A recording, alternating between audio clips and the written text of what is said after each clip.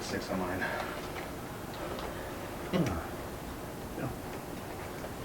Depends on that case. All right.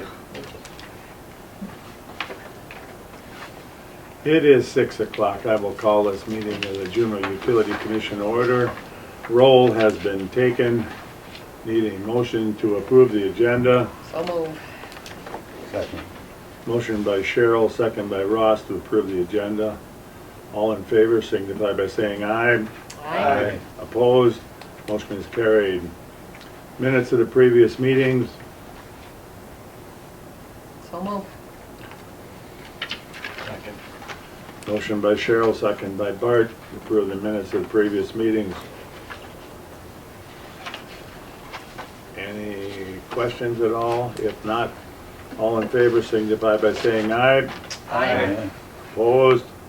Motion is carried.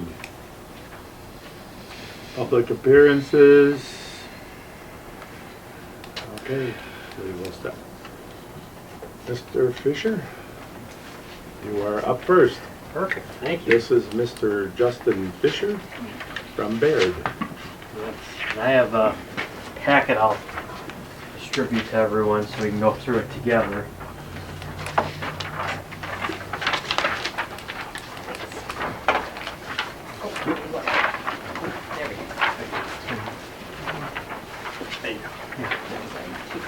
There. Everyone pass one back to. You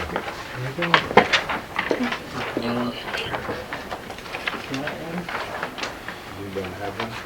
You need one? Do I need one? Is it a treat? Probably not. I got an extra. Oh, okay. Well, thank you for having me. Happy New Year, everyone.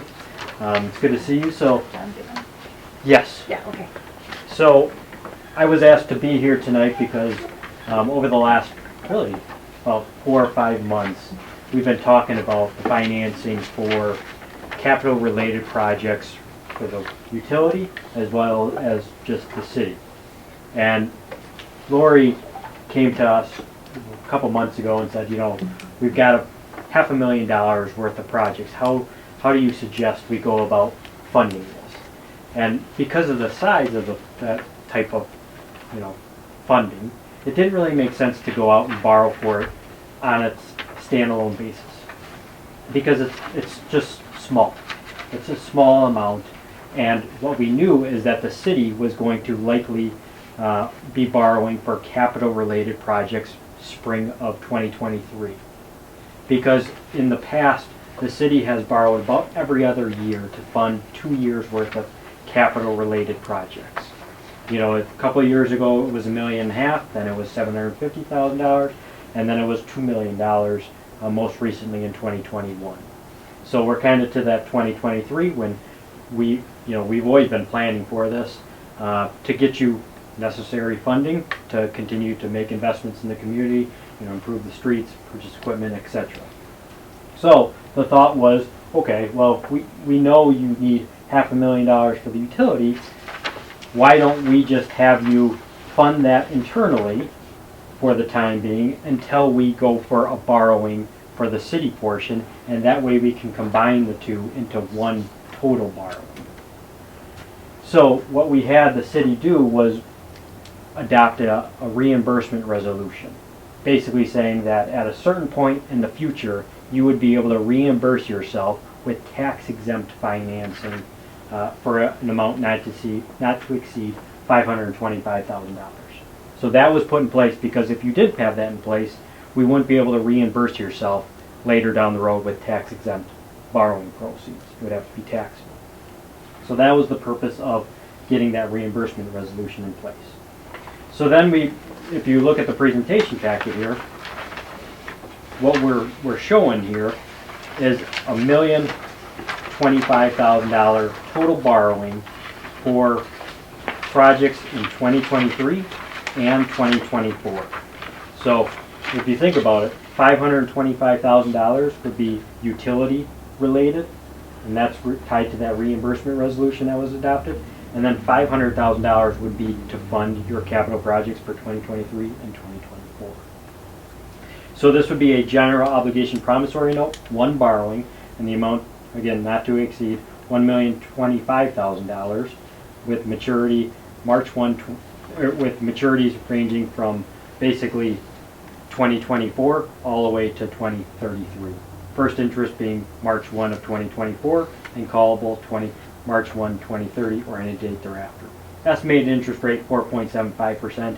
That's pretty conservative, especially what we're seeing right now. Rates are actually kind of dropping a little bit, which is interesting, because you're hearing still the inflation and everything, but it's starting to subside a little bit. Short-term rates are, yes, still rising because the Fed, is continuing to say they want to raise rates and do that until unemployment gets to a certain amount and so forth. But when you think about 10-year financing, people are expecting that it's going to eventually start dropping in the next couple of years. So longer-term borrowing is actually a little bit lower of an interest rate. Kind of inverted yield curve is what they call it. Higher rates in the short end and actually lower interest rates the farther you go out.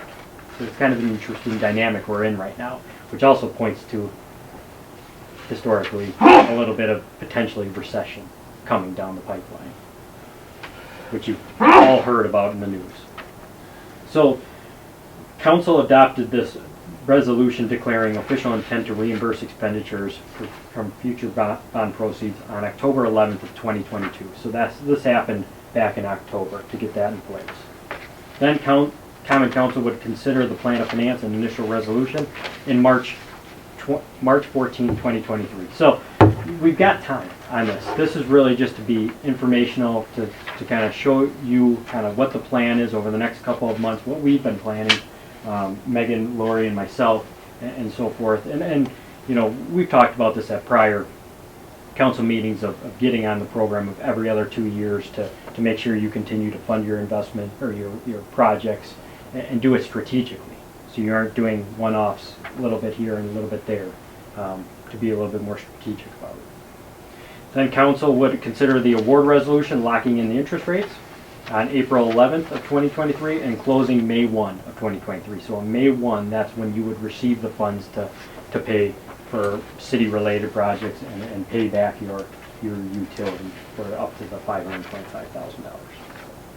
So page 3, I think, will explain a lot of the overall strategic thought and what we've been doing for the last 6 years, really kind of leading up to this. So on the left side of the page, that's the existing debt service for the city. That's all levy-supported debt. And as you can see, in 2023, the levy for debt service payments was $486,422. We have planned years in the making that there would be this drop in 2024. That's on purpose, because what we know is in 2023 you are going to have some type of borrowing to fund capital projects for 23 and 2024. So this alleviates some of that tax impact that you would feel if you didn't have this drop in your debt service payments. So we've been timing it out strategically like that. So then in the center of the page you can see that's the total borrowing, $1,025,000. $500,000 in the red there is going to be levy supported, so city portion of related projects, and then $525,000 would be utility related projects. Then when you go over a little bit, that's the existing debt service payments after this 2023 borrowing. So you can see again what we're doing here is we're targeting your levy to stay where it is, and slightly increase because construction costs continue to rise and valuations and so forth. So you can see that it's just small incremental increases to your debt service levy, and then there's a drop in 2026. Again, being strategic about come 2025, we're probably going to be having a similar discussion to say, what kind of projects do you want to fund for 2026 and 2027, or 2025 and 2026. So it's every 2 years kind of on the program, like we've been doing, and this kind of layer allows you to have that drop in debt service payments, because if you look at that future issues column, this models in future borrowings of say $1 million every other year going forward. So every other year you would have $1 million to fund, your road projects, purchase equipment. It just continues to get you the funds you need to continue to grow the community. So that layers that into there. Now, obviously, you don't have to borrow $1 million. This is just saying, hypothetically, if you did borrow $1 million, that's what the debt service payments may look like. And then on the far right, you can see how it all kind of factors in what your debt service payments may look like. Now, there's a lot of assumptions in this with interest rates and if you were to do $1 million, because if you did a $500,000 borrowing in 2025, this looks much different. If you did $1,500,000, it would also look different. But it's trying to say, on average, $1 million to continue to improve the community. This is how it would look. So really trying to take that long-term approach and not do a $500,000 borrowing here and a $500,000 borrowing there. Try to combine it into one borrowing, like we've done in the past. So then what I think is really great is when you go to the next page, because this did not look like this picture. Municipalities are allowed to borrow 5% of your equalized valuation. So this bar chart shows that your valuation in 2022 is now about $160 million, $159 million. It was quite the jump from 2021 to 2022. You've seen it. Home values have increased and so forth. You've had development. That all contributes to that number. And when you have a higher valuation, that means your borrowing capacity also increases accordingly. So for a while, the city did not have a very large borrowing capacity remaining. And so we had to be strategic about that because we didn't want to push you right up to your limit. But you also needed to fund the projects that you needed to do in the community. Well, because your valuation has now grown a good amount, you can see that in this bar chart, the black kind of bars there, that's your existing outstanding debt payments, outstanding principal, all your general obligation debt. You can see that you have 60% remaining capacity, or about $4.7 million. Every year that goes by and you pay down your existing, well, that just frees up some additional space. And the green bars there, that's the borrowing we're talking about tonight. That's the 2023-2024 CIP. So you can see how it kind of layers in, and then it kind of drops, and then come 2025, that would be the future hypothetical $1 million borrowing coming on board every other year, going forever. So you can see that, assuming a 1.5% growth to your valuation, and if you were to do $1 million borrowings every other year, you can see that your capacity still will be pretty strong every year thereafter. So you'd be in a good position financially there. So that gives me a lot of comfort, because at one point, a long time ago, it didn't look like this picture. It was much tighter because, say, the city didn't have a strong valuation growth year or something like that. That all contributes to it, but you saw about a $30 million increase this past year in valuation, which really made this picture favorable. So kudos to you, to sticking to a program and not borrowing, beyond what to get right up to the limit. To be very prudent about how you go about borrowing and stuff. And this picture, I think, highlights what all the hard work you've done over the years. So the $500,000 that I have in this, in addition to the $525,000, that was just, Megan, myself, and Lori kind of saying, does the city, I'm sure you have $500,000 worth of projects over the next 2 years that you would need, or equipment purchases that you could find. But is that the right number to use? And that's not something you need to decide tonight. That's something we need to decide over the next couple of months. So when I come back in March, that number is better finalized.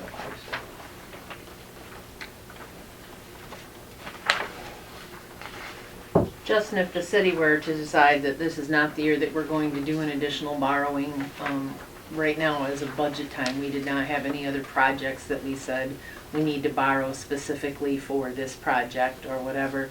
I know that when we first started the cycle of every couple of years, the goal was every 2 to 3 years, not necessarily every 2 years. So if the city were to say, we're not borrowing this $500,000 for the city, we're not gonna levy it against it, how does that bode here for the utility? Well, I mean, the utility would need to They have to reimburse. borrow. Yeah, they need to borrow regardless at some point, unless they don't want to pay themselves back with, some kind of funding. I don't know, you've probably been paying with it, with cash and, just that internal money, but I'm guessing you will want to reimburse yourself. And so that's $500,000 right there. The issue with the city not doing something, some type of borrowing, is that levy would drop then. So your levy for the following year would go down. And then if you borrow in 2024, regardless, it's going to go back up. And so you will have a little bit, you will have a relief for 1 year, but then it's going to be a larger impact and to your taxpayers the following year. All it's a wash, but people they don't like to see their taxes go up more than it needs to necessarily 1 year versus the next. Kind of trying to keep it more of a level for debt service payments. Right, but as far as, I know that debt can be good to a certain extent, but at what level do you say, there will always be projects to be done. So at what point do you say, okay, instead of doing every 2 years, we're gonna do it every 3 years instead, knowing that it may impact the levy for a certain amount of time? Whatever you, as a council city, want to do, that's totally fine. It's just, if I can plan for it, if you say, let's go on every 3 year type cycle, well, then I can structure things differently to say, I'm assuming you're going to come back in 3 years versus 2 years. Because I've been planning kind of more on every 2 years. So if I would suggest, though, that if you do want to, make the exception and borrow this year, maybe we could do it this year and with the thought in mind that we don't borrow again for 3 years or something like that. What if So we then I find can enough structure. projects that we need more than 500,000? That's exactly, this was just, 500,000 is what, I'm sure you could find. If it's 750,000 or $1 million, then obviously these debt payments are going to be tweaked a little bit. Likely I could keep the impacts pretty close to what I have right now. It's just how much, debt do we want to push out because of it. But again, I'm using $1 million average in the future. You tell me, is that realistic? Is that too much? Is it too little? What is realistic for your community? Because historically it's been close to about, on average about $1 million every 2 years. So about $500,000 a year in funding.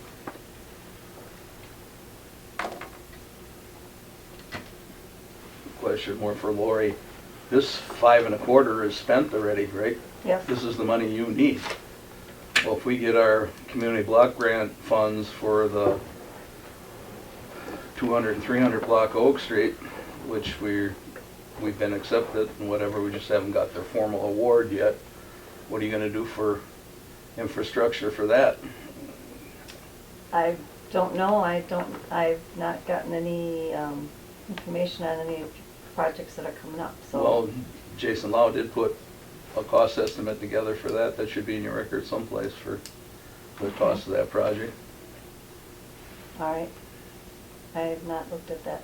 So I'm seeing that the utility could borrow $1 million for what we got coming down the pike. And of course, we wouldn't get started with that project because it takes like June they award. So we probably wouldn't get started until late summer on that. I don't know how payments would be, but you know how that is with infrastructure, reconstruction, they bill you as you go. Mm-hmm. So, yeah, that's a complete water and sewer and storm sewer rehab up and down that street for 2 full blocks. So the dollar amounts would be very similar to like what it is on the remainder of Oak Street right now. I mean, you Okay. could use that for a template, but I'm sure you can find those figures, because Jason did put some cost estimates together for Okay, that. But I'll have to look at my now emails with, and see what I was I don't know if talking with about. inflation, if that's been warped or not, but, yeah. How high can we go, Justin, without really throwing this all out of whack? Still providing that cushion that you said we should Yeah. have there. I mean, so about 4 years ago, the city borrowed $750,000, and that funded 2 years worth of projects. Well, then 2021, because rates were crazy low, right? The city took advantage of that opportunity and borrowed about $2 million. So, you know, when you kind of take averages and so forth, I would try to stick around $1 million for the size of the community. But again, if it all depends on your growth. If you continue to grow, you know, you've got development happening and so forth, well, that allows you to do more projects and not have it impact you as much. This project I'm referring to has needs for getting rid of lead service laterals and stuff like that. So, you know, this is all kind of a timely issue for the utility to be able to, that we keep going. We normally haven't been this aggressive as far as street projects back to back, and especially projects that totaled, like the last 2 we did, 1.3 and 1.1. You know, so now here, like Lori says, she's playing catch up right now with the 525,000. What are they going to do for 23 if we elect to go with this? They're going to need another 500,000. Mm-hmm. As of the moment, though, that secondary road project that you're talking about hasn't been approved through finance. No, but the funding, if the funding comes down, I'm sure we're going to move forward with it. So this time it won't be a.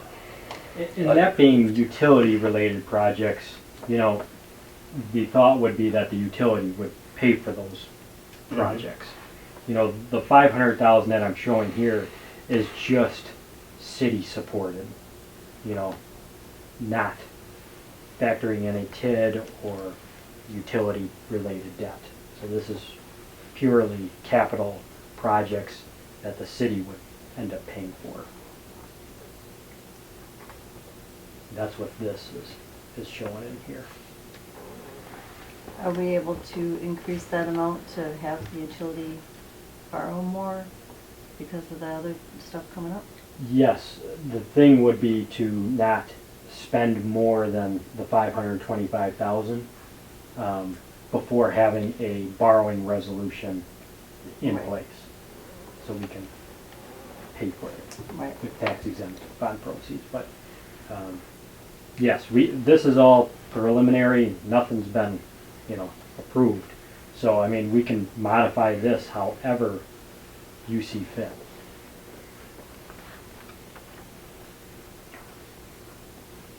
Is this gonna come back and bite us for going back and trying to borrow money for a wastewater plant, The Clean Water Fund? clean water fund? So this is going to be general obligation debt. So what that wastewater treatment plant is focused on is just revenue debt. It's totally different. General obligation, you could technically levy for the utility payments if you wanted to. You could put that on the tax levy. So it's not going to be counted against your clean water fund application and so forth. But from a utilities perspective, absolutely. I mean, it is going to be debt payments that the utility should be making on this related debt that will eat up, you know, how you can pay for that future clean water fund loan. Absolutely. So we're gonna have to raise the rates in order to cover the clean water fund and then also this debt. The 525,000, absolutely. I mean, that needs to be factored into, I don't know how much, you know, as far as that all goes, but,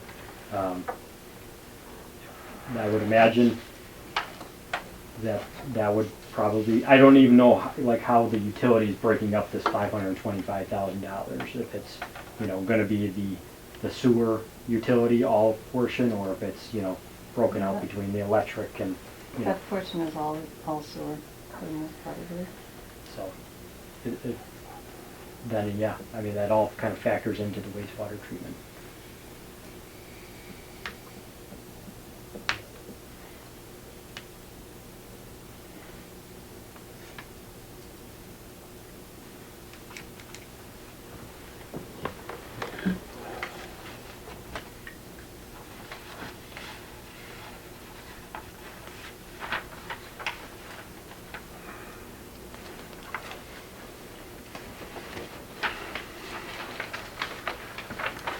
Any additional questions? I mean, again, this is really to manage the debt service levy, you know, is to be on the program like Cheryl's so familiar with, is, you know, to not let it seesaw up and down year over year. You know, it's really just to manage it and make sure you get your projects that you need to continue to grow. I look for direction as far as, you know, Well, you know. I think that, You know, I I think guess- that's all we really needed for tonight, is to Yeah. just have a more. And of a just think general about, you know, are there understanding. some capital related projects for the city portion, that you could get to, say, $500,000, or, you know, it doesn't have to be $500,000, that's made up. Could be less. But it's kinda like if you're gonna have to reimburse yourself with the borrowing for the Mhm. utility, at that particular point, you might as well just combine it into one. So it's one process. So I think back to, I think Cheryl was leading towards, is if the city chooses not to borrow on this type of loan, is the utility able to still move forward, or does the city have to borrow something? No, the Okay. city does not have to borrow anything. You know, your debt service levy would drop, but then it just becomes a question of how you want to reimburse that 525,000 if it's spent. You know, that's where we could, again, just borrow the 525,000. So we don't need to have them borrow money in order to get the No. money we need. No, absolutely not. It's an economy of scale. You get The a better economy bang is- for the buck but by it- borrowing more, but It's more or less managing the debt service levy. That's the main thing, is to not let it drop and then spike up and follow you. even if it can be explained, people don't like it. Correct.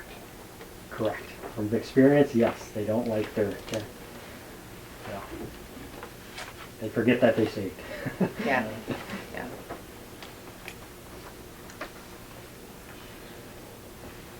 Okay. Well, thank you. Thank you. All right, I you, appreciate Justin. it. Thank you, Justin.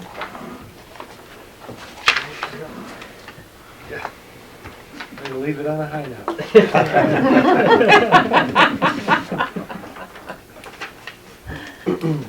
Okay. Matt? Yeah, so sentient letter, you guys have a copy there in front of you.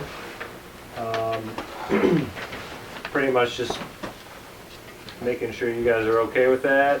You know, I'm not an attorney or a lawyer or anything, but I started crafting it, right? And then Andy, the attorney, took a look at it and crossed off some of my softer language and made it harder.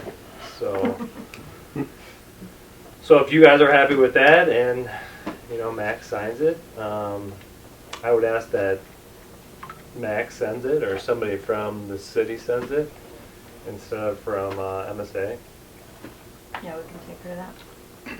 So I got an update, or it really wasn't an update, but I poked John Long today and they said that they're getting some details for the higher ups and that's kind of where they I read that stand. email from you Yeah. and I went, what? Yeah, So. They did the presentation, but then now they have more questions or something, or, Yeah, yeah, so, more blah blahs again. yeah, so hopefully this letter will give them another push. So any questions about the letter? Has everybody had a chance to read through it? I probably would have made it stronger yet, but we'll go with this. I would have said, we will disconnect. If you don't sign this, Yeah. we will disconnect. Well, you. I think they changed it to that, did they? It still can be and or, there's still an and or there. And then it Oh, says yeah. allow An sensing. allowed Oh, sensing to sensing disconnect, to I would say, disconnect from I would us. have changed it to say, if you don't sign this, we will disconnect you. Well, I mean, we can change it still. But I don't know what the other commission members think. I mean, I'm willing to go with this as well, but, I mean, I don't know, When I read the letter, I thought the same thing, that it was odd that we're giving Sensient permission to disconnect from us and go off on their own, where rather than, like you said, where if you don't sign this, we're cutting you off. I don't know. Well, that language probably originated from me, and, I mean, again, I did my best to Oh, that's, to yeah. start something. I was Yeah. hoping that the attorney would kind of make it, more law-driven and, make sure that all that stuff's okay, so. Right, right. So, and that's the reason why I sent it on to you guys, so, ultimately it's from your group, and if you guys want to make those changes, I mean, I can easily, or Laura, you have the Word Yeah, I can do document, it. right? Yeah, I can change it. so, I guess my other question is, why are we waiting till no later than February 24th of 2023? We are a month and a half away from that date, and we started this in 2020. I'm just having a hard time picking that one up. that was another question I had too. I just, Move up the deadline? I- Was there a purpose to I the picked deadline that with date based on the tentative award. Right, I was gonna say that was the timeline from that last meeting you said was prior to February 2020, or 24, or 2023. You know what'll happen, that date will come and go, and they'll That's have right. 1,001 questions on that date, just to delay it a little bit longer. Yeah. well, that means we need to stick with our guns as of that date. If you Yeah. did not reply, any further cost for this, if you wish to be part of this, it comes to you because of the But delays. point being, I'd like a couple-week buffer for them to Yep. sign it, so that we've got, February 14th or 15th or whatever,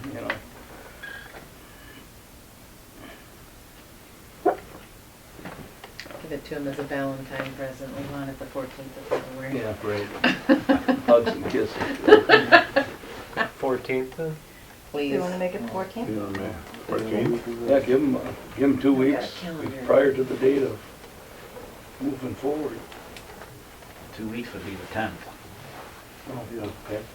Well, so we're doing the bid opening on the 17th, so this coming Tuesday, or the next Tuesday. Yeah. So we'll have a number from hopefully a couple contractors. And we moved the bid from, it was supposed to be this coming Thursday, but based on the pre-bid meeting and talks with some of the general contractors, everybody was essentially requesting us to move it a week because, or actually just a couple days, because of all the Clean Water Fund projects that are dropping in January. So there's just a crazy amount of competition for sewer wastewater projects specifically. So, Can we change it to whenever our meeting is on February, so we know what's going on as a commission? the opening? No. No, finalized The agreement. finalized Sensient agreement. Oh, yeah. It would be the 6th. Even happier. Saying they You're won't right. know. You're right. You make it the 6th, I don't have a problem with that. Going once, going twice. Gives them just under 3 weeks to look at it, pricing, Well, they've been looking at it for, Yeah, this is not new to them. actual pricing. You wanna do, So make the date February 6th. you wanna make that as a motion? well, I'm not done. Exactly. Okay, The other sentence that we were talking about, the allow sentence, I think that should say, the city will need to shift the financial impacts due to delays to Sensient and/or disconnect Sensient from the utility and they will serve themselves or something to that effect, I don't know. impacts delays too. I don't know why we would allow Sensient to disconnect, I mean, Who's the sensient?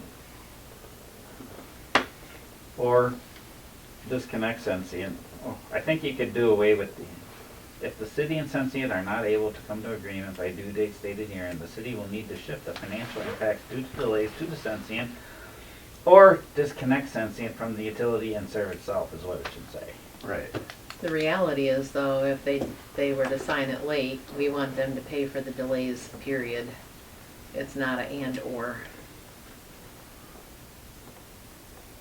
Because it changes our, Well, that's why correct me if that's I'm why I- wrong, Matt, because if they decide, okay, 2 days later, 3 days later, oh, we want in, it could still change the impact of the cost, correct?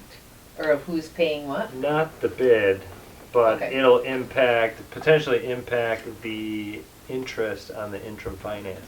Sure. So once that goes past a certain date, then that needs to be paid for somehow. So it need to be two separate sentences. Okay. I don't know, I'm asking. The only reason I'm thinking the and/or is because we still aren't certain if we get any pushback from the PSC or something like that. PSC doesn't have anything No, to they say won't do about anything. sewer. Yeah, they don't have anything they say about sewer. I wouldn't worry about the PSC. Okay. Will we get pushback from anything? Any? We'll have to deal with that when the time comes. I can work with the and/or disconnect sensient from the utility and serve itself. I mean, I can work with that. The reality is even if we disconnect them, we still want them to pay for any extra charges and delays because we've been asking. Now, whether we can force that issue or not, I don't know.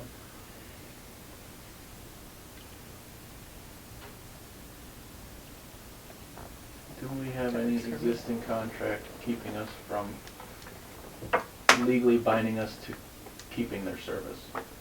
There's no contract as far as I know.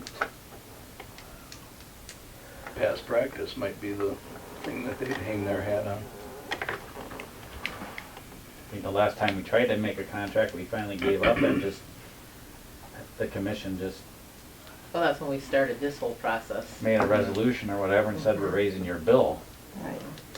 And this is what the bill's gonna be. And And they this is are, what the fines are gonna be. and they are paying it rather Regularly. regularly to a tune of, what is it, about 30 to 35,000 on a month, average a month. 30 to 35,000 a month they're paying their overages to us.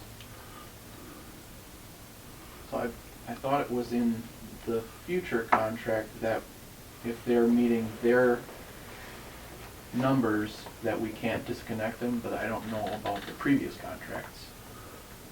So that, I'm pretty sure it was included in what they will be signing. Right. Yeah, as long as they sign that agreement. Yeah, but they haven't So signed once the, they they sign haven't agree- this, then they're with them. Yeah, then, But yeah, but we don't have an agreement, going up to so. that point right now, I don't see why we couldn't turn them off.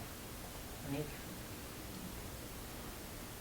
I don't think that's our goal and objective, but Right, gosh, when no. we're not getting them moving, it's, Yeah, I don't think that agreement that they're supposed to sign goes into effect until the treatment plant is built as well. Right. No. But everything they've told, well, you and I, that they want to be in this agreement with us. They keep saying, telling us that they want to be with us. Well, then sign the darn thing. Yeah. And I keep telling them, all you have to do is sign the agreement and we'll be more than happy to. But they just don't, they always seem to have a question or two. And from after the last meeting that we had with them, and they said that they sent it down to the corporate headquarters, it was like we were dealing with the people here. We weren't dealing with anybody that could make a decision. Which That's usually 180 degrees from what they always tell me. They can't make any decisions over here. So it's That's gotta right. go to corporate. So, but we thought we were dealing with corporate and they were forwarding all that information. It made it sound like they weren't sending anything on. Because the president of this group made it sound like, I don't know if the attorneys have seen the agreement. He said He that made it seem like they just set it they aside. just set it aside. At somebody's direction. They said they couldn't move on it until somebody, and they referred to somebody up higher, would tell them to take action on it. So, Right in the disconnect. I- Come on, Yeah, Dick, go I think ahead. you gotta change over that Get rid of- verbiage. Get rid of and or allow and just say, and notice to disconnect sensient will be given at this time.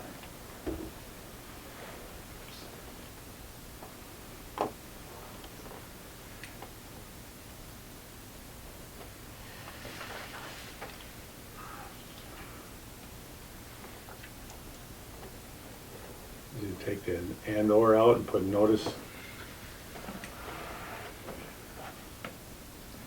We gotta have enough valve, Alex, to hold that all back.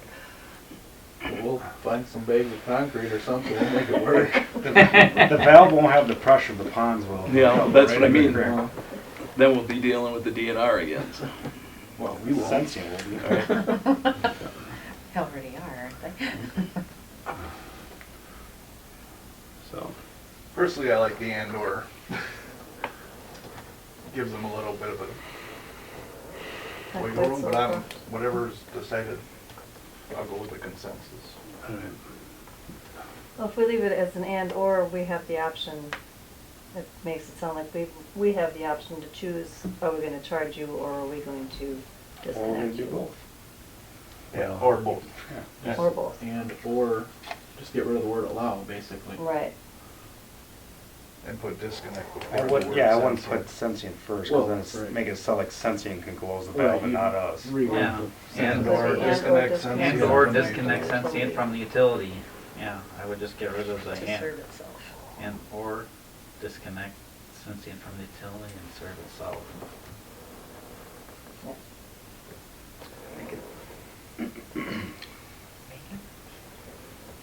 Do we need a motion, or do we have, are we, Can you edit this? Yeah. Make the Or motions, why we make the can't changes, edit and then Does it need to be officially worded within the motion? Or can it be? Yeah. I would say if we're gonna make a change to the letter, we should do it with a motion. Would be best. well, then I'll move that we change the finalized sensing agreement date to February 6th, 2023. And we change the, Now I have it written there. Is that what you're thinking? yeah, yep, that's what I got too. And that's what I would say. Okay. And change that sentence, which is the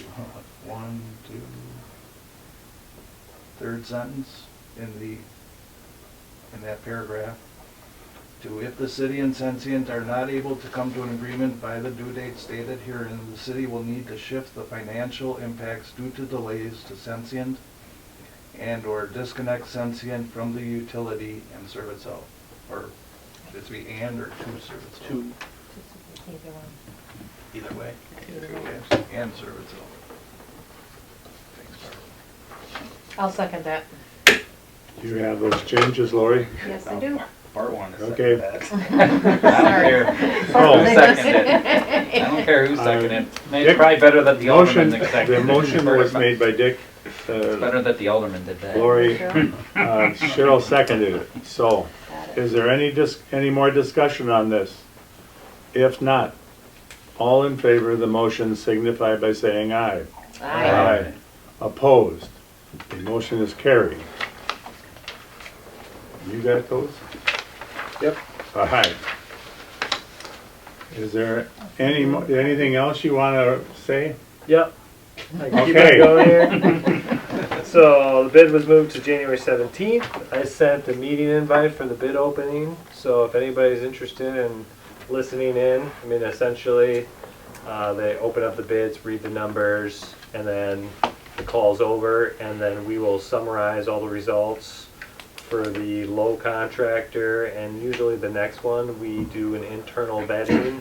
We'll also ask if anybody has experience with the contractors, and good or bad.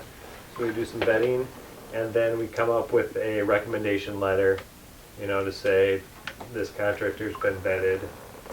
We recommend awarding contractor X. So I won't be able to make it. I'm visiting numerous doctors that day, as per usual. That's what retirement's for. My dad would agree with you. 2 p.m. Mom, maybe too. Are we able to, you mentioned vetting contractors, are we able to pick and choose if there's an individual sub within a general that we don't want to go with? Are we able to request a different sub? Not usually.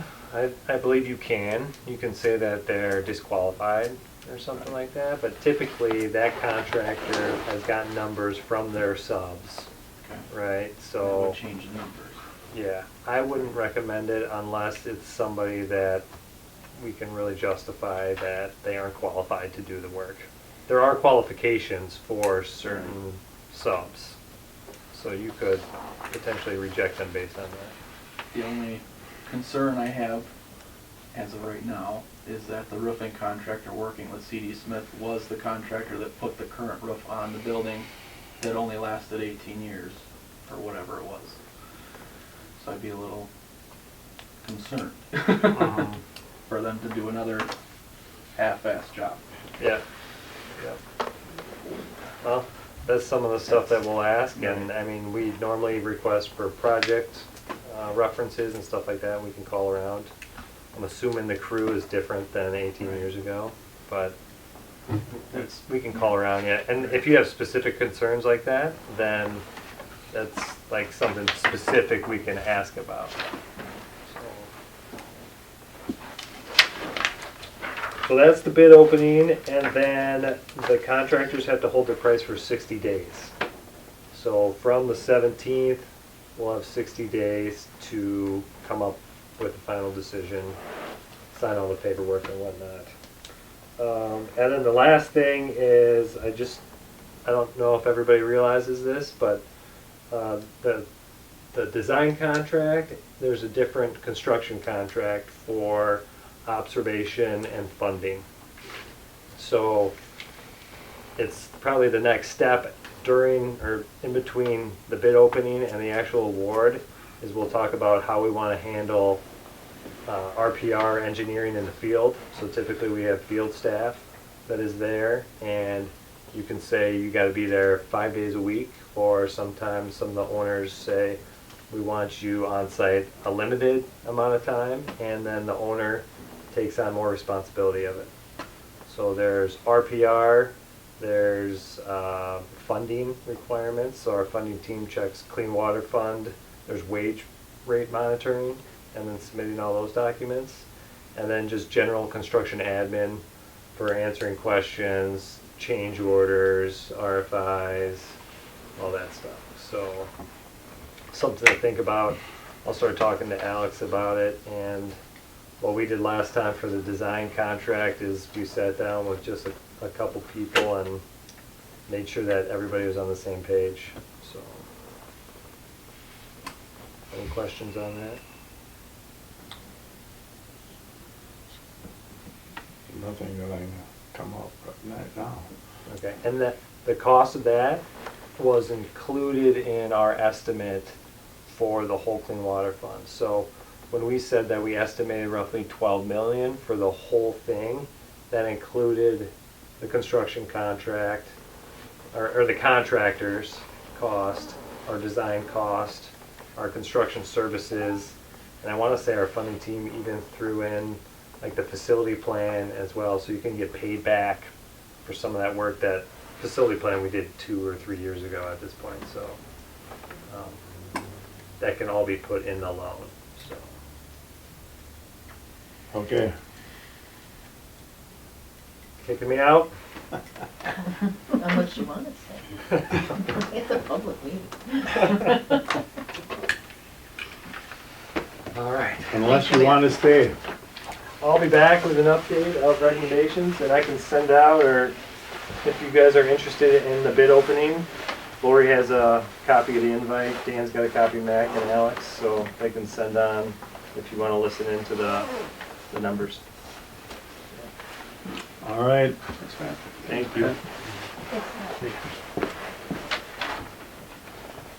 Do you have anything you want to say? I do.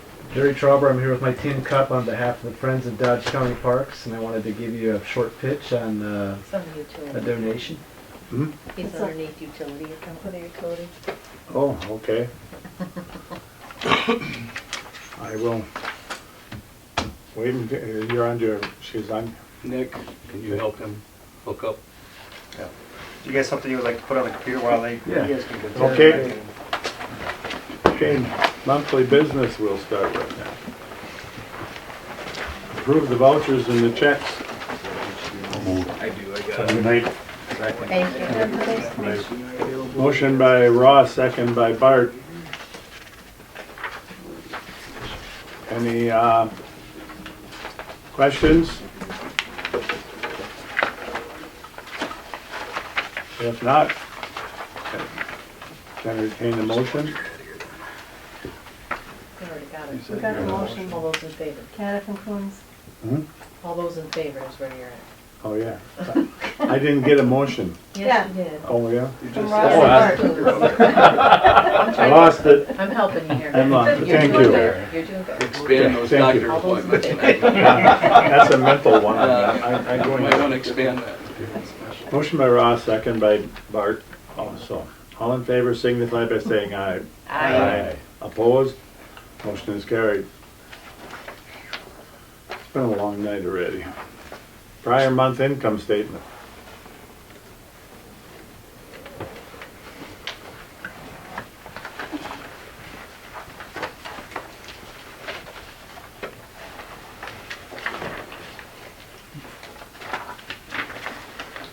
You guys have seen now the electric is back up, we had that negative balance because usage goes down usually. Just wanted to make sure you guys are aware. It's always a shock I when that. saw it. Oh, it's always a shock when that month comes, but we bounce back fast. more electricity. I got heaters hooked up at everybody's houses outside I don't know about. Great. Any questions on that? It's not your house. Don't say that It's to on me. the commissioners. All right, no questions? Council acts affecting the utility? We were good this month.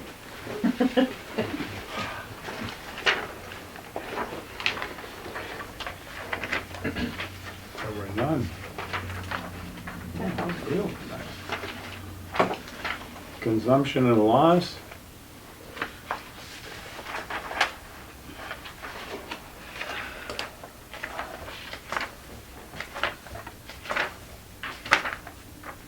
Alex, what do you figure this 20% is from?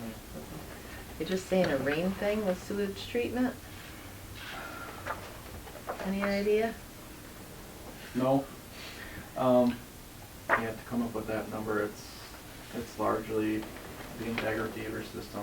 I mean, rain, it's a big one. Trying to think, we had a lot of rain that month. Or the most we had. Back in November. Yeah, in Well, November we it's- had a it's couple hard of to days think that back were. that far. Lori, is there any way that on this, Just because it check seems that. to be, that seems to be Water something related? that's there, if you can figure out how much rain we had Sure. during that time and give that, you We can give that keep to us? track of it, yeah. Because that It's- information I Well, think it's could a be number we helpful. I can We put a could probably column add in that here, in we can- here, Yep. yeah. And figuring just, it's gonna keep people from asking you That question. what's going on. Any other questions on the consumption loss? Delinquent customers? It's coming up.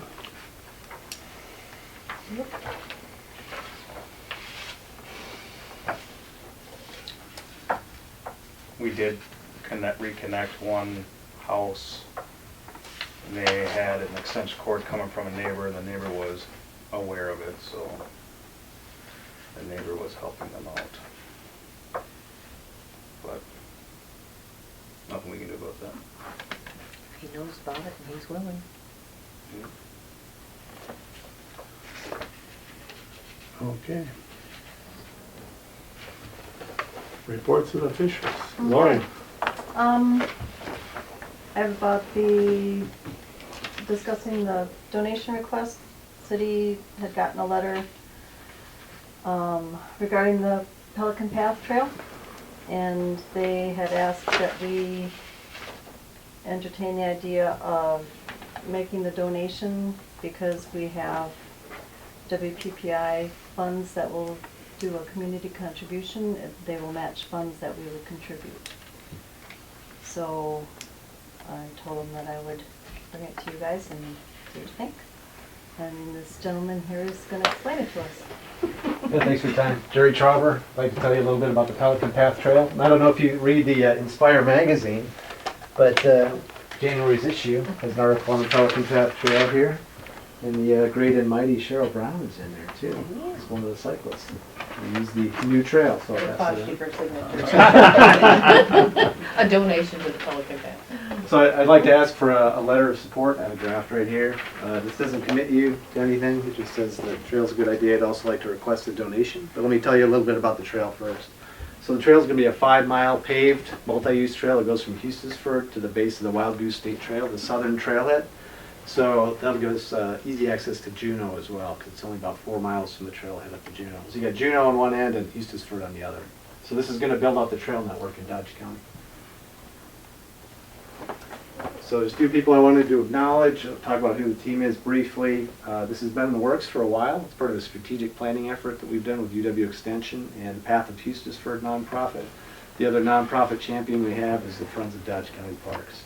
So I'm the chairperson for the committee for the Pelican Path team with Dodge County Parks. Friends of Dodge County Parks. So I need to acknowledge some folks that have helped get this off the ground. UW Extension does something called the Design Wisconsin process. They team with small communities to kind of come up with a strategic plan. Where do you want to be in 10 or 20 years? So we did that down in the Eustisford area. It wasn't just the village, it was also the local towns like Hubbard and Eustisford. One of the smart things they did early on, the community leaders got together and formed the Path of Eustisford nonprofit. So that's sort of the center of this whole effort. Dodge County Parks has been extremely helpful. Bill, Nate, Andy all gave us guidance when we kicked this off and what we should do. Andrew Johnson's been a huge help. He's one of the huge advocates, obviously, for the Gold Star Memorial Trail. And then Glenn Daly is the president of the Friends of Dodge County Parks. He gave us some great advice that got us off on the right foot. We have 44 letters of support so far, including our state senators, state assemblymen, lots of businesses in Eustisford and Juneau. And take a look at this picture here. What do you notice about the shoulder on that road?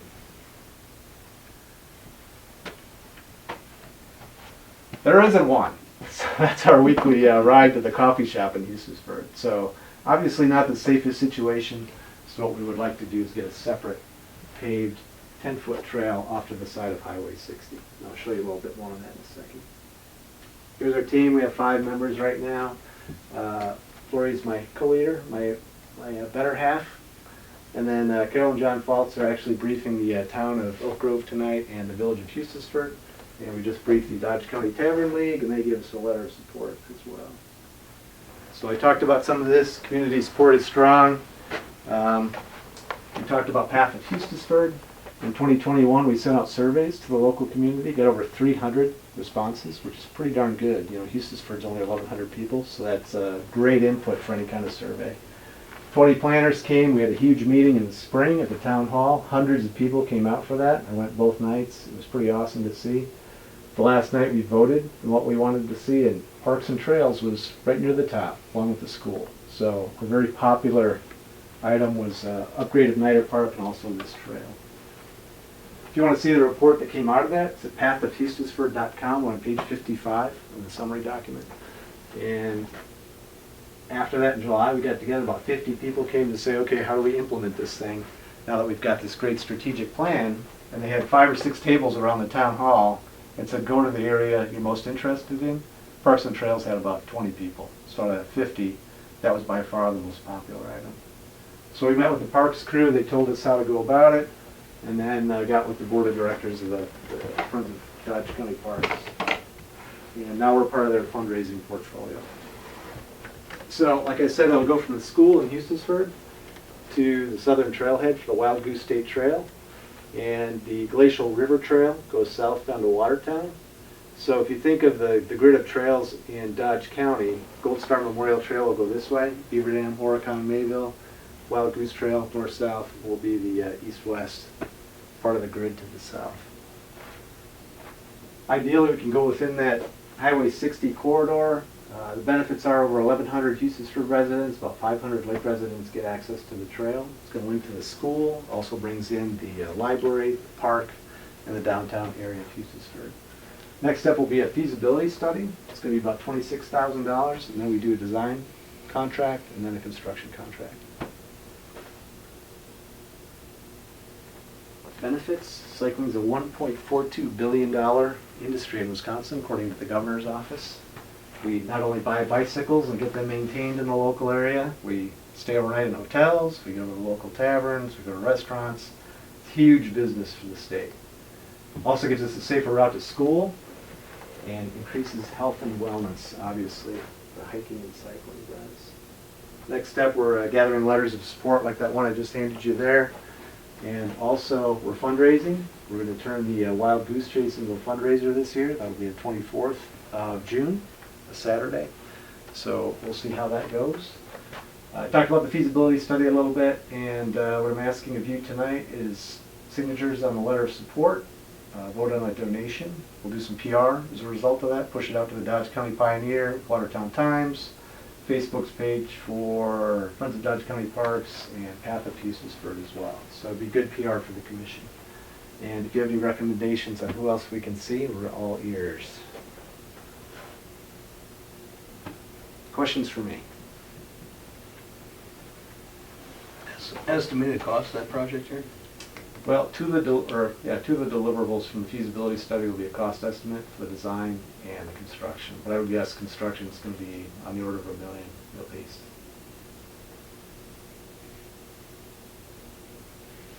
It's gonna be cement, you said paved. Paved. Oh, asphalt. Asphalt. Yeah. And who maintains that afterwards? It would become a county park when it's installed. And a lot of people are concerned that taxes would go up. The acquisition would not affect their taxes. It would be private donations and grants for the acquisition. I guess there would be a marginal, well, maybe your taxes would go up for the maintenance. It's a 5-mile paved trail without many trees around it, so I don't see there being a lot of chainsaw work around it, that kind of thing. So marginal increase in cost for maintenance, I would think. All on the north side of 60? That's what the feasibility study will tell us, which side it should be on. There's a little bit of wetlands for Houstonsford on the north side. That might be an issue, but you can do boardwalks for that kind of thing. So the engineers will tell us where the landmines are. And a few building structures as well, I believe. Yeah, exactly. They'll tell us what the cost drivers are.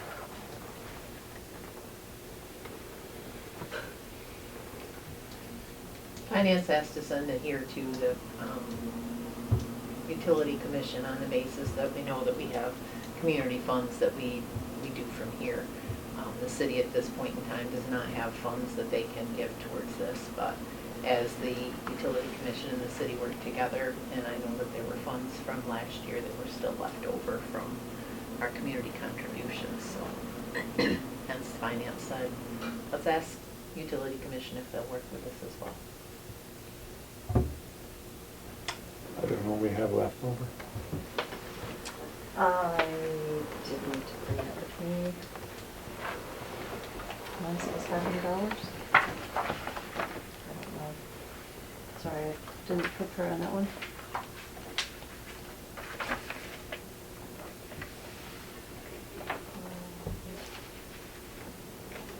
That would have been October.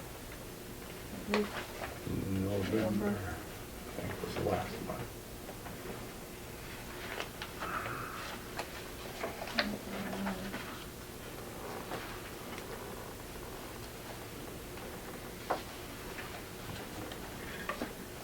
It's in the November 7th. Yeah.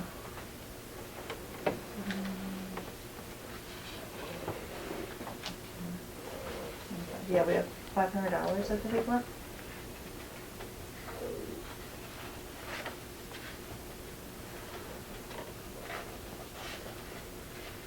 Plus whatever we have coming in this year then, correct? Right.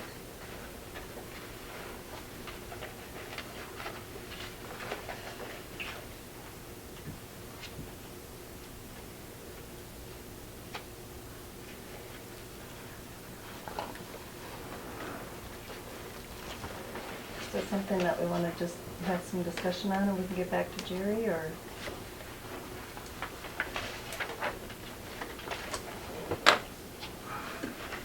Got more language in the agenda to approve? There is, discuss and possibly approve. Donation request. Yeah, just says donation request. Yeah, that's what he's asking for. Granted, he wants us to approve, say, hey, we're in favor of the path as well. The city is taking that action on Tuesday evening. City council as a whole is on You their left a agenda. separate one, the city? The city, huh? Letter of support? Yeah. Do you need another one? Wouldn't hurt. Or just email it to City Hall, Okay. and I'll sign it tomorrow night. We went on record as supporting it on the city end. But I thought you wanted to do a resolution instead. Yeah. That we'll be Okay. acting on that tomorrow night. All right, Hmm? I'll sign it.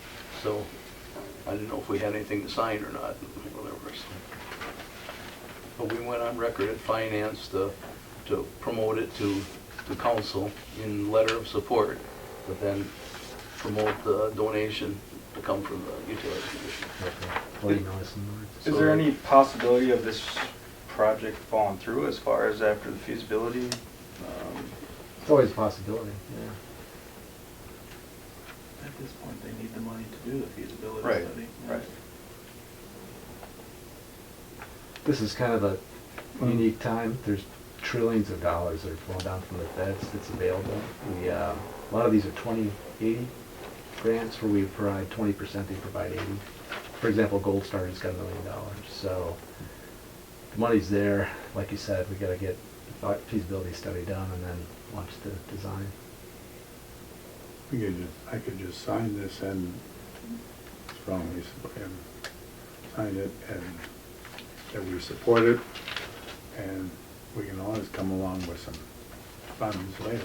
Correct. I think Lori's question is, does there need to be conversation here amongst the utility Do we as far support as the it? donation, first, you know, the donation is what's on here. But I do believe, I would move that we support it, so, We have a motion. there's your motion. Do we have a second? I'll second it. And use the remaining funds from Is that a conflict of 2022. interest? And use the Because of my employer? Cheryl, and use the remaining funds from 2022? Right now, the motion is purely on the basis to say we You support support it. this, and then that conversation, Right. We can come up with something. because I think, I don't know if my other constituents here have other questions, or say, hey, no, yes, whatever, I mean, We can come through with a fund amount, yeah. later.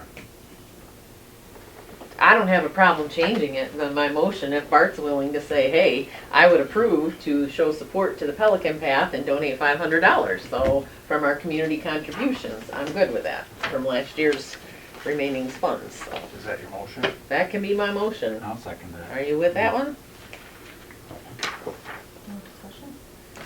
You got that? Okay. We get things. Is there any discussion? I'll only say that I ride my bike on the trail all the time, so I'm in favor of, Yeah. I think it's a good thing to donate towards. All in favor of the motion, signify by saying aye. Aye. We can Opposed? debate again later. Motion is carried. That would be my thing, see where the feasibility. Thank you very study is much. going with that. Thank Thank you, you. Jerry. I'd like to do a photo op at your next meeting, if that's possible, but I'll be in touch. You can shake Mac's hand. He's the face of the country. Thanks, Jerry. Lance and Renee, Yeah. Thank you, Your Honor. Is it really? Okay. Yeah. We'll pass this over. Appreciate it. Tell Lori I said hello, please. Thank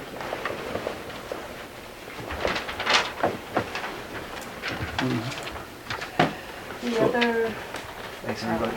Thank you. can I, Do you have anything else, Lori? I do,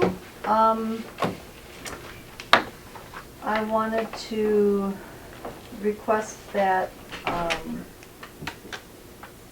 the increase that you had, the personnel committee had approved for Pam really basically wasn't an increase, it was just to pay her cost of living 3 weeks early. I think that, I know that she's upset with that response.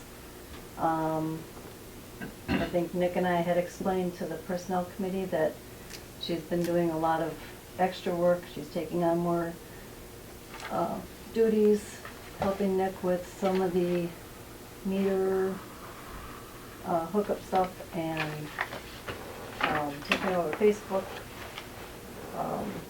As minor as those things sound, it is taking work off of Nick's plate. And I'm asking that the commission reconsider what the personnel committee decided. I recommended moving her to wage year 2, and she's at year 1 right now, so it wasn't that big of a jump of wage scale. But she did take a cut in pay to come here, and I was hoping that we could show her that we appreciate the hard work she's been doing, the training she's been taking, and she has been doing actually a nicer job with customers than what Kylie had in the past. I think she's much more friendly, and I think she's been helping with Alex in their department a lot more, and just all around doing more work. So I think that she deserves something more. I don't know if you have anything else, Nick, to add to that or no? No, I think you covered it.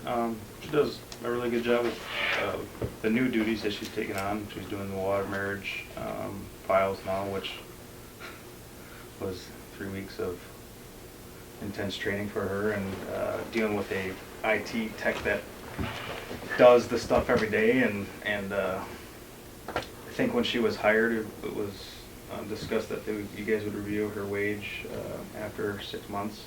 Yes, that was in her job offer. So I guess with that decision at hand, with not including that cost of living, just from what I heard from her, that was kind of not degrading, but she just didn't feel like all the additional work that she's doing, she didn't feel appreciated. So Lori thought it was a good idea to bring it back forward, and I'm in support of her bringing it back forward, but ultimately you guys make the decision, so. Well, I don't understand. She got her cost of living raise No. 3 weeks early, or what? Right, Yeah. she, instead of moving her to the next wage scale and getting a cost of living, she just got the cost of living December 13th instead of January 1st. And she's at the same wage scale she was when we hired her. When was she hired? June 3rd she started. So she would be due for her next raise in June, her yearly raise. The yearly raise would be in June. But she still got her. I guess my 5% question is, raise. would she be expecting a raise in June then as well? I don't know offhand, we hadn't had that conversation. I guess one of the things that I could propose is, in order to keep her on yearly raise and wage increase on her anniversary date, that we could, if you could possibly split the difference between what she's making and what the next raise or the next wage scale is, and give her half of that now and then the other half. So basically, then at June, or then she would actually be getting her wage increase in June to the next wage scale, but she'd be getting half of that now to at least show that there's an effort of, yes, we appreciate you. Instead of doing a full step now and a full step in June. Maybe break that up into two portions. I don't know. Would she, I mean, it's abstract thought, but would she prefer just taking the June step now and not getting a step in June? Yeah, if we wanted to change it, that she gets it in January instead of, or at her, change the date that she gets her wage increase, the step.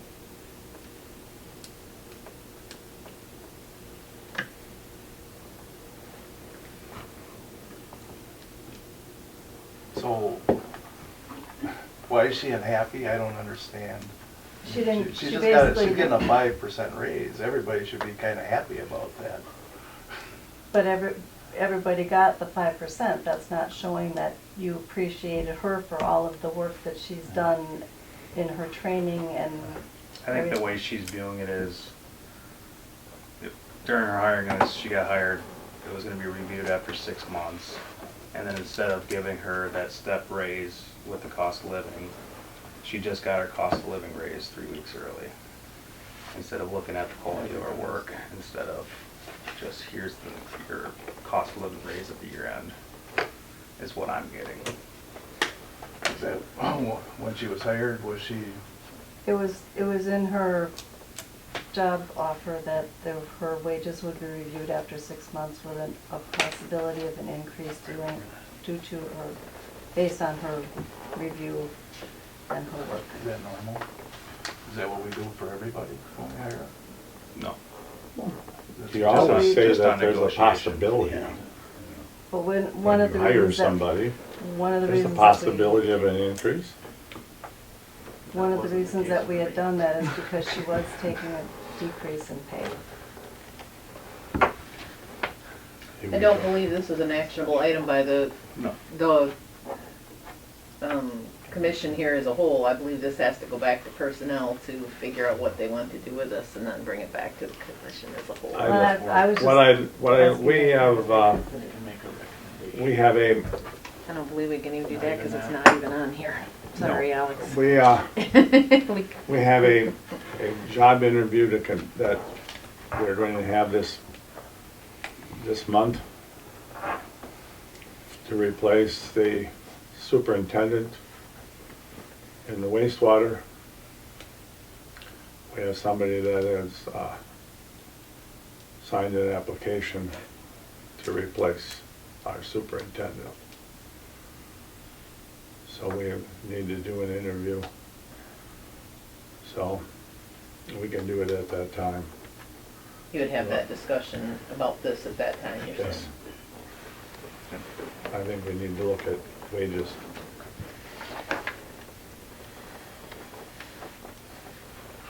I don't have a problem with that. I'm, Personnel committee, I mean, that's the step it should go through.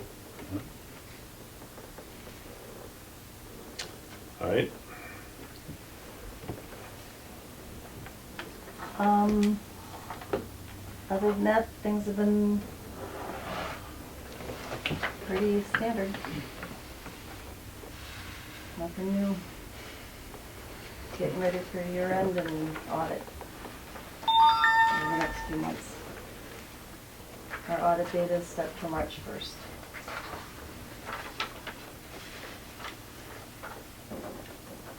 Anybody have any questions of Lori?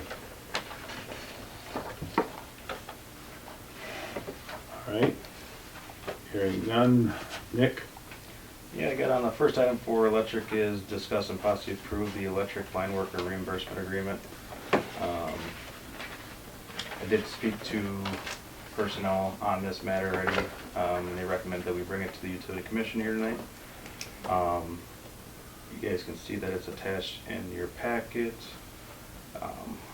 I received a few examples from utilities for their reimbursements for apprenticeships, and this was the most cut and clear reimbursement out there. There's nothing dirty about it, you know, it's just, this is 100%, 75%, so on and so forth. It basically just protects us if an apprentice were to leave, that we capture back any costs that we provided for that individual in this training and education. So I suggest that the utility commission would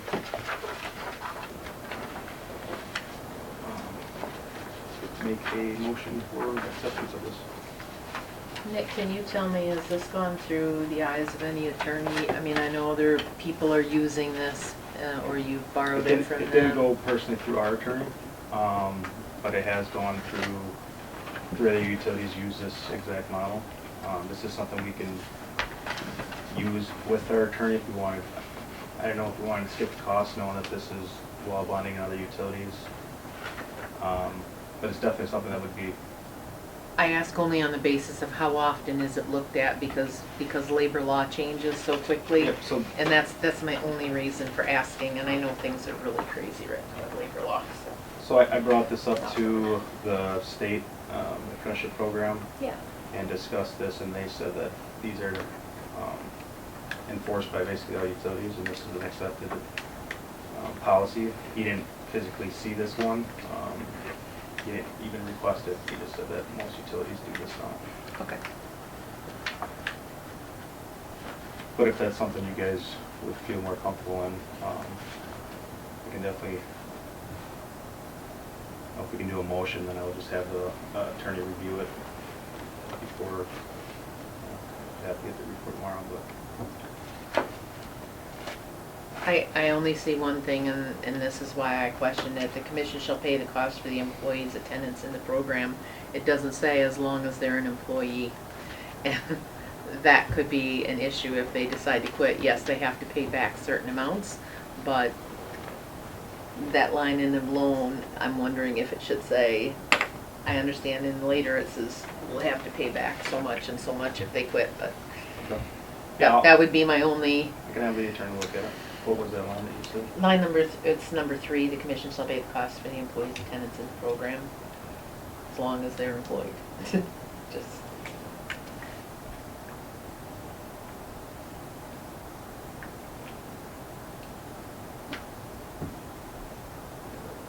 I'll have her, what I'll do is I'll just have her attorney review it and then just put it on the next meeting. Everybody's, That works. okay with that? Alrighty. And you're gonna need to approve that tomorrow night. Moving on here. Discuss and possibly approve the continuation of the adopted line energy service rules. So, with this, it really came to light with the Dodge County Housing project. We've always have used, when a contractor reaches out to me for your service rules for new main upgrades, things like that, we always have used the line energy service rules because they're yearly updated. They're clear plans, design, and I couldn't find any documentation, but from past meetings with Dan being at the utility, he said that we, in the past, had adopted the Alliant Energy service rules. And I looked back in our old meetings and went back to the archives and couldn't find anything, so I wanted to bring it back up that we have something more current as far as the commission's decisions, that we're going to just continue the adopted Alliant Energy service rules. It doesn't change how any practices have been happening. This is how we've always been doing it anyways here in the utility. It just, now that I can have something on file myself saying that we do for sure have the adopted Alliant Energy service rules. So that's what I'm bringing here today, so I just suggest that commission motions to approve the continuation of the Alliant Energy service rules. That's gotta be 20 years ago. Chuck Schuster was on the commission and what have you.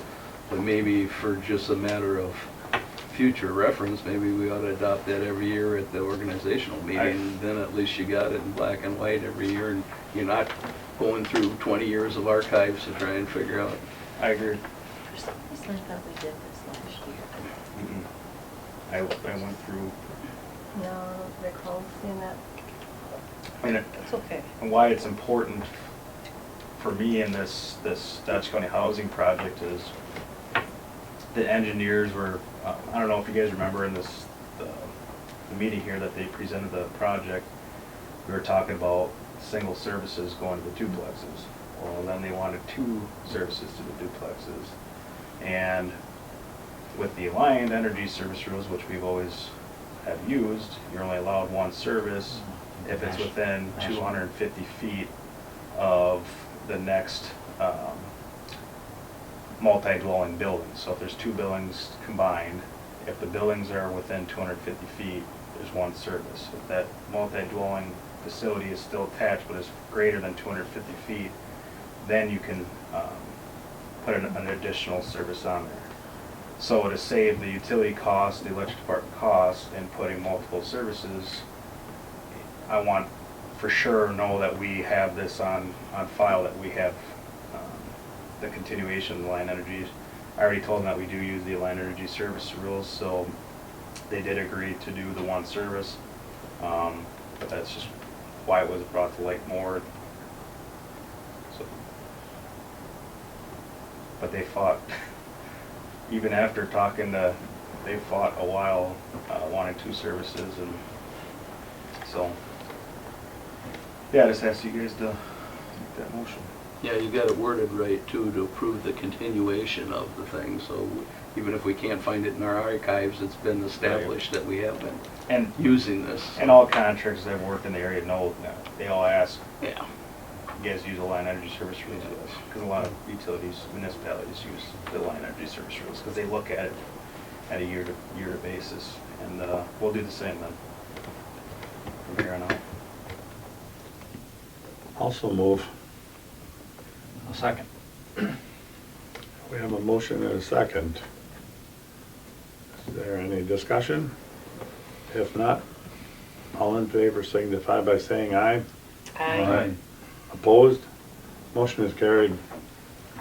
Got project updates. I got the streetlight pipe for the east slope to the dead end has been installed. All underground is completed outside of putting in the streetlight footings, pulling in the wire, and setting the streetlights and streetlight fixtures, and obviously removing those poles, which will be removed at the end of April. I did send a formal letter to Charter stating that if their services are not removed by the end of April, we will be removing the poles.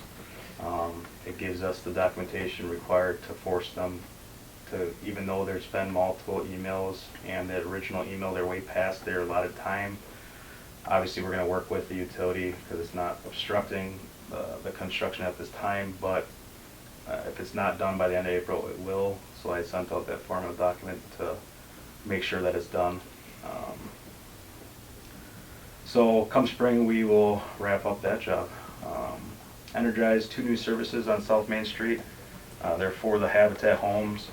Those services were installed quite a while ago, a few months ago, but they remained unenergized because they had a temporary service that they were using to use to build those two houses.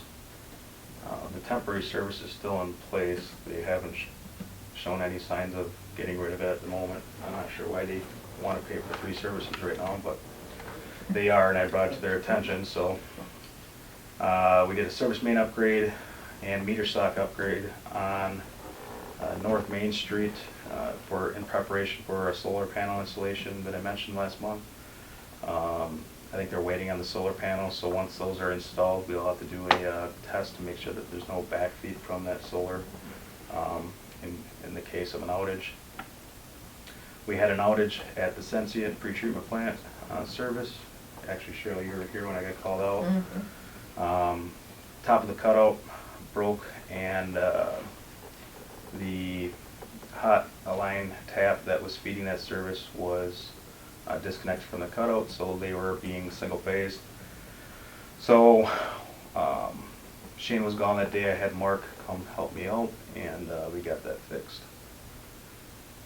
We had a pole fire call a few days ago near the new Whiskers facility.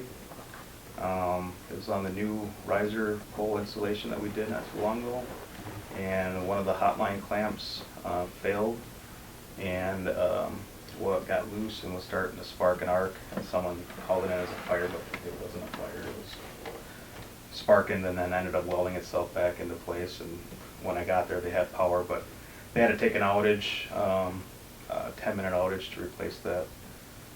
But we made sure the rest of the connections were tight.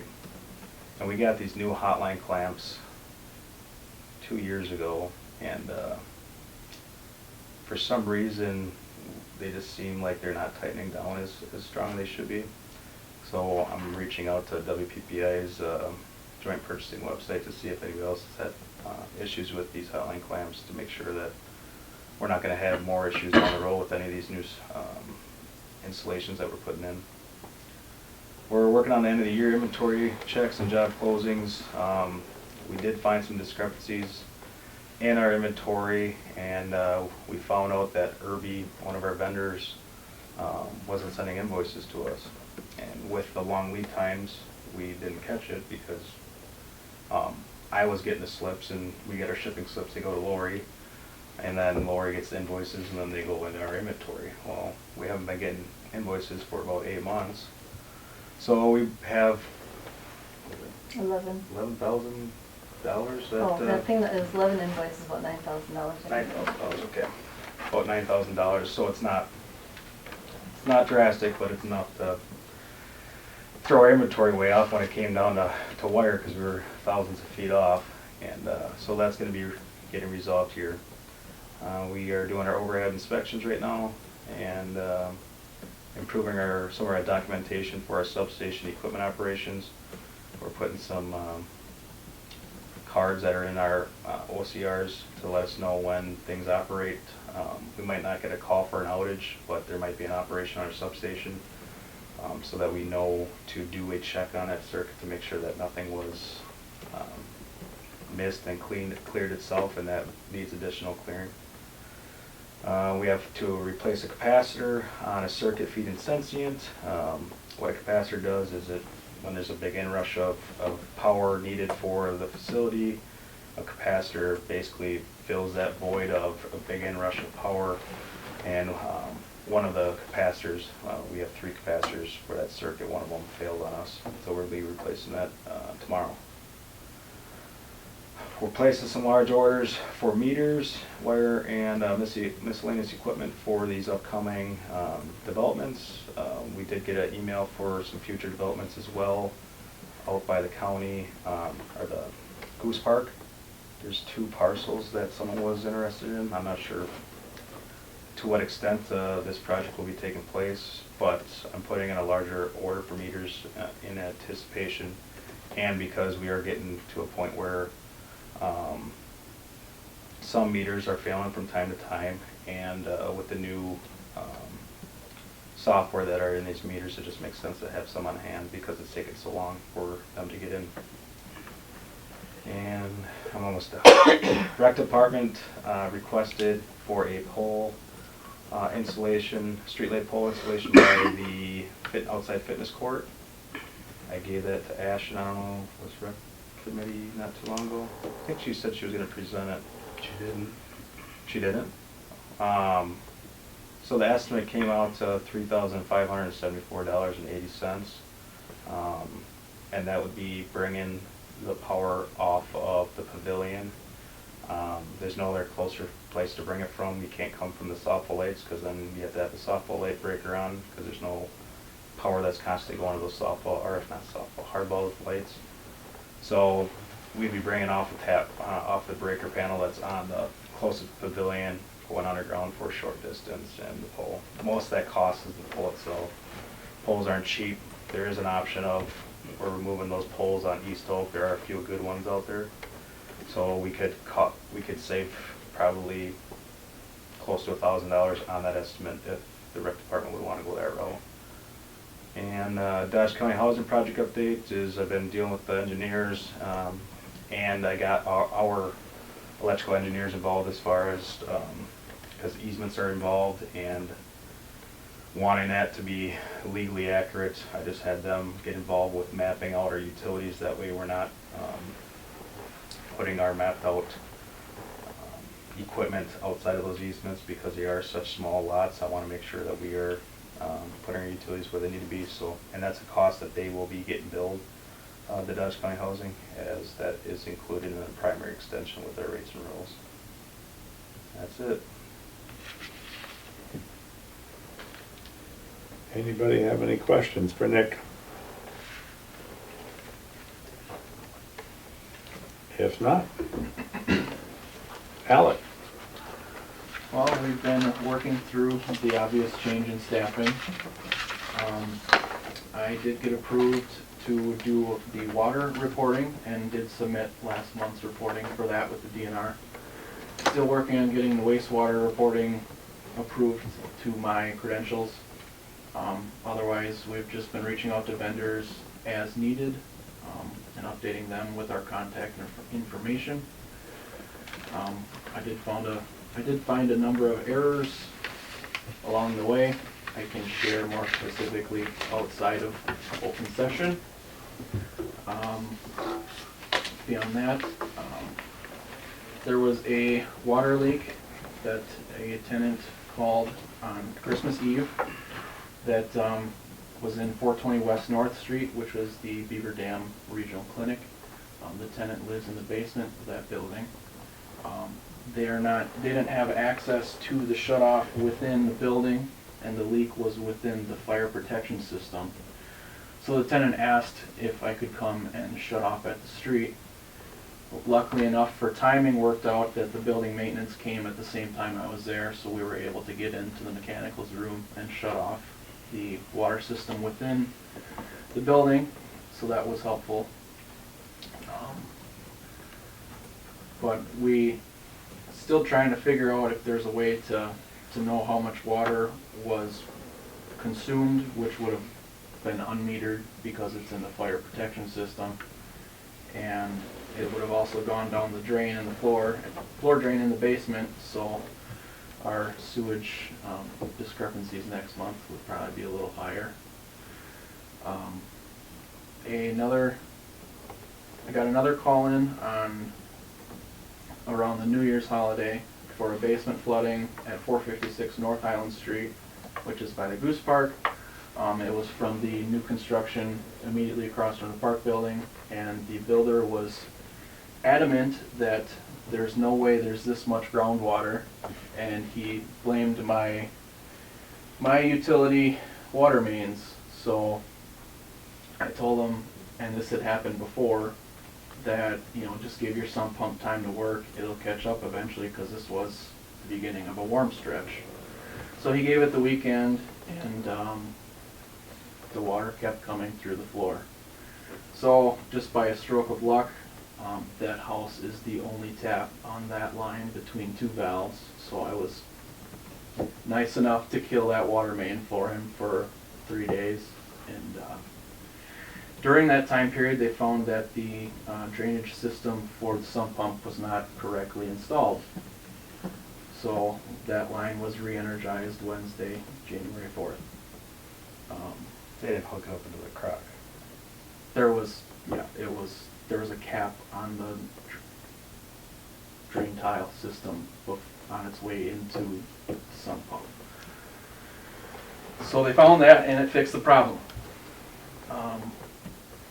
Another thing going on at the wastewater plant is the air line going between the plant building and the plants themselves is leaking dramatically, and it has been for some time. It appears to be getting worse. We're starting to have issues with being able to mix the waste basins and aerate the aeration basins at the same time. We're just gonna, at this point, because obviously this is going to be replaced within the plant upgrade.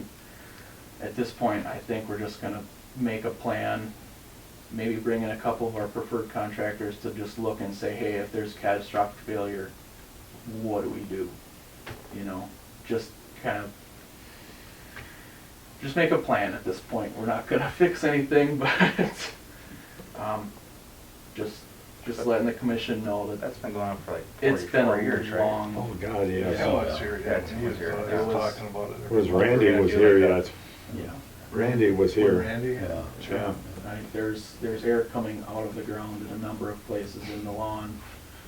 In the And, driveway, too. well, snow melts on the driveway every day, yeah.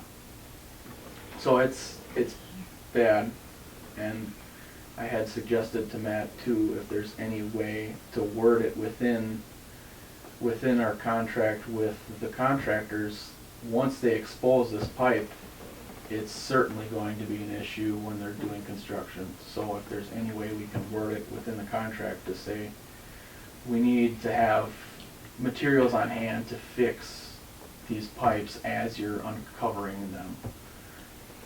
He's not certain how to do that, but, you know, if there's if we need to keep a 16-inch band clamp on hand, because it's all parts that we would not have. So I don't know if we just buy some more inventory, assuming that there's gonna be issues we have to fix. I don't know the solution for that, but just some concern we've been having with it getting worse. Because there's 2 airlines going up there. It splits in the yard immediately in front of the tanks. So one main line. So it's the main line that's leaking. It's leaking everywhere. So it's not like you'd shut off one, No. replace. Oh, it's probably old steel, It's old steel pipe and Yeah. the ground eats it. Right. yeah. It's funny The because ground is acidic and it just eats it. there's valves in the ground where there's risers on them, and you can actually just put your hand, and they're 10 feet away from the actual air pipe, and there's air blowing up these valve stems. Like, wow, okay. So that's been something we're going to investigate further, and just see what we can come up with, just a plan for that. We had 2 meetings with MSA this month. The first was a virtual meeting to review the blueprints that they gave us for the proposed plant upgrade. The second being the pre-bid meeting where the contractors came out to look at the plant and see what they're bidding on, if there's any complications, things of such that they would have issues with. Both went well. How many did you have attend that? Well, it seemed to be 2 main generals, but with them came a group of subs, so there would have been 2 generals and maybe 10 subs per general. Thank you. Yeah, so we had that. We also had a request from Woodstream to dump some of their hummingbird feed that, for whatever reason, they cannot sell or are unable to get rid of. We did some testing on the product that they want to dump, and they had 29 totes of the product that they want to get rid of. We did the testing, it came out to each tote would be the equivalent of our full day's loading of BOD coming in at a time. And that was one item that essentially we went off the rates that we charge to the other county, Or not for, Centene, yeah, Justice facility. Justice facility. Based off of those rates, I told them that I'm not confident in letting someone else dump something that potent. So I said, if we were gonna do it, I have to physically do it. And the way the math worked out, it was gonna be extremely cost prohibitive.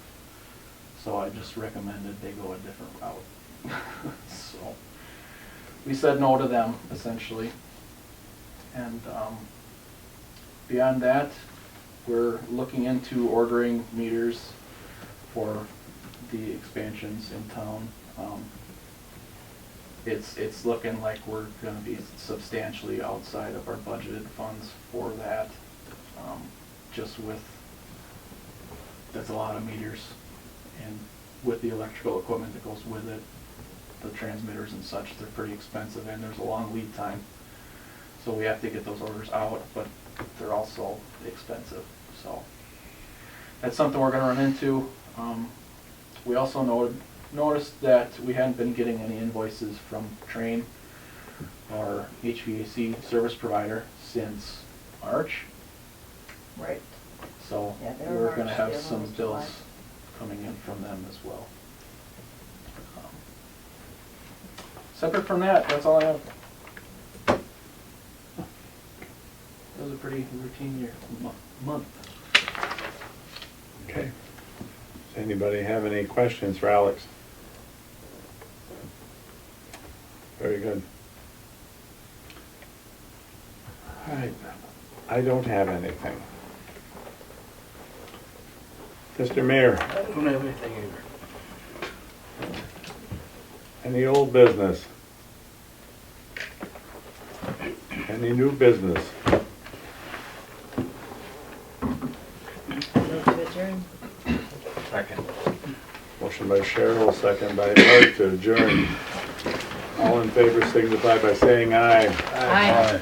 Opposed? We are adjourned, 7:46.